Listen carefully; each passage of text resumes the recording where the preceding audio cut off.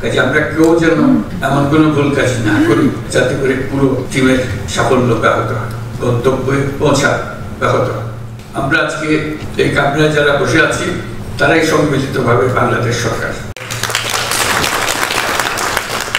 আমরা যা করি, যা চিন্তা করি, যা পরিকল্পনা করি, সেটাই সরকারের চিন্তা, সেটাই সরকারের ভাবনা, সেটাই সরকারের কর্তব্য।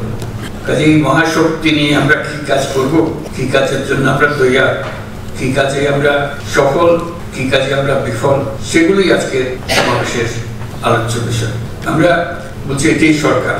এটাকে যদি অন্যভাবে বলতাম যে বাংলাদেশে যা কিছু করণীয়, সেই করণীয় দায়িত্বে আমরা সবাই আছি। এমন ভাবে যেমন চিন্তা করুন, আমরা একটা খেলা, ক্রিকেট খেলা কি ফুটবল খেলার খেলোয়াড়, আমাদের আজকে এই খেলোয়াড়দের সমাবেশ, প্রস্তুতি নেওয়া যে আমাদের স্ট্র্যাটেজি কি হবে, আমাদের অবজেক্টিভ কি হবে, কার কি করণীয়, এগুলো ঠিক হয়।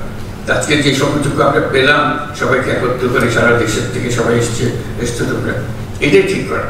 আমরা টিম হলাম কিনা, যদি এটা বাংলাদেশ সরকার হয়ে থাকে, বাংলাদেশ সরকারকে একটা টিম হতে হবে।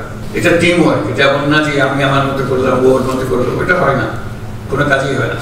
টিম গঠনের জন্য যখন একত্র হয় তখন টিমের কি কার করণীয় সেগুলো নিয়ে আলোচনা, কার ঘাটতি আছে, কাকে তোমার কারণে আমারটা নষ্ট হচ্ছে।